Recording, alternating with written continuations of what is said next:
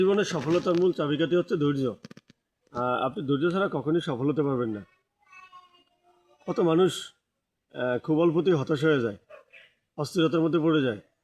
সে তার ব্যক্তিগত জীবনে বিভিন্ন টানাপোড়েনের মধ্যে পড়ে, অনেক সমস্যা পড়ে সে হাহুতাশ করে।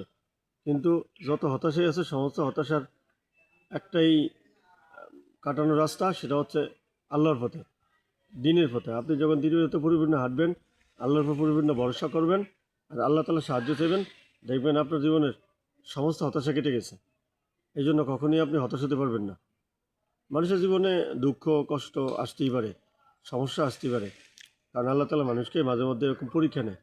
আর যখন আপনি এই পরীক্ষায় উত্তীর্ণ হতে চান, অবশ্যই আপনার আল্লাহর সান্নিধ্যে যেতে হবে। আর এই আল্লাহর সান্নিধ্যে যেতে হলে আপনাকে কী করতে হবে? 5 ওয়াক্ত নামাজ পড়তে হবে। আর এটা আপনার জীবনের সবচেয়ে বড় পাথেয়। পৃথিবীর যত সমস্যা আছে, যত ঝামেলা আছে, যত অস্থিরতা আছে, সব কাটানোর জন্য আপনাকে 5 ওয়াক্ত নামাজ পড়তে হবে। আর যে ব্যক্তি 5 ওয়াক্ত নামাজ সময় দিকে লক্ষ্য রাখিয়া পড়বে, আল্লাহ তাআলা তাকে 5টা পুরস্কার দিবেন। দুনিয়াতে একটা, আখিরাতে 4টা। দুনিয়াতে আল্লাহ তাআলা তার রিজিকের অবদুল করে দিবেন, আর মৃত্যুর পরে আল্লাহ তাআলা তার কবর আযাব মাফ করে দিবেন। সিরাত বিদ্যুৎকে পার করবেন, ডান হাতে আমলনামা দিবেন এবং বিনা হিসাবে জান্নাত দিবেন। আলহামদুলিল্লাহ, আমরা সবাই জান্নাত পেতে চাই, কিন্তু জান্নাত পেতে হলে আপনাকে তো পরিশ্রম করতে হবে, কষ্ট করতে হবে, আল্লাহর পথে চলতে হবে, আল্লাহর হুকুমগুলি পালন করতে হবে, আর নবীর তরিকায় চলতে হবে। রাস্তা দুইটা, আপনার হচ্ছে একটা হচ্ছে জান্নাত, আর একটা হচ্ছে জাহান্নাম। আপনি যেটা বেছে নেন। ভালো কাজ করলে জান্নাত, আর খারাপ কাজ করলে জাহান্নাম।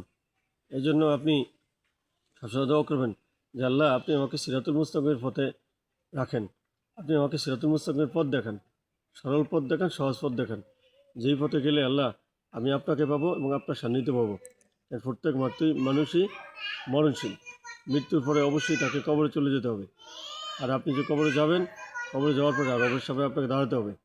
তো আপনি যদি এখানে অন্যায় কাজ করেন, অলসতা কাটান, খারাপ সময়গুলো পার করেন, তাহলে আপনি কীভাবে আল্লাহর কাছে অবশ্যই আপনি দাঁড়িয়ে কী জবাব দেবেন? এই জন্য আমরা চেষ্টা করবো ইনশাল্লাহ সবসময় আল্লাহর পথে চলার জন্য এবং আল্লাহ তাআলার হুকুমগুলি পালন করার জন্য। মানুষের অল্প হায়াতে জিন্দেগি, মানুষকে একদিন অবশ্যই হায়াত শেষ হয়ে যাবে এবং কবরে চলে যেতে হবে। পৃথিবীতে কোনো মানুষই এরকম স্থিতিশীল না, সে হলো মরণশীল, ম্যান ইজ মর্টাল, তাকে চলে যেতেই হবে।